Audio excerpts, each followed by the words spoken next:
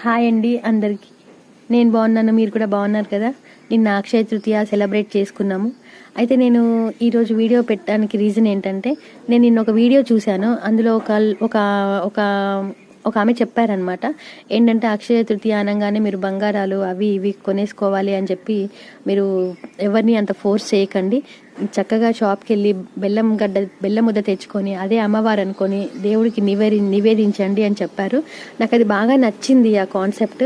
నేను చాలా మందికి కూడా చెప్పాను, ఇలా అక్షయ తృతీయ రోజు ఇలా మనం బెల్లం గడ్డ కొనుక్కొని అమ్మవారుగా భావించి దేవుడి దగ్గర పెట్టి పూజ చేసుకొని మనం ప్రసాదంగా తీసుకుంటే బాగుంటుంది అని చెప్పాను. చాలా మంది కూడా నిజంగానే ఈ కాన్సెప్ట్ నిజంగానే నచ్చింది. ఏదో వీడియో కోసం నేను చెప్పడం కాదు. పొద్దున్న నాకు ఫోన్ చేసి నిజంగా నువ్వు చెప్పావు కదా ఇలా ఇలా అని చెప్పావు కదా, నేను వీడియో కూడా వాళ్ళకి షేర్ చేశాను అనమాట. అందుకని మేము కూడా అలా ఫాలో అయ్యామని చెప్పారు. ఓకే, మన మాట వినేవాళ్ళు ఇంకా ఉన్నారా అని అనిపించింది. కానీ ఓకే,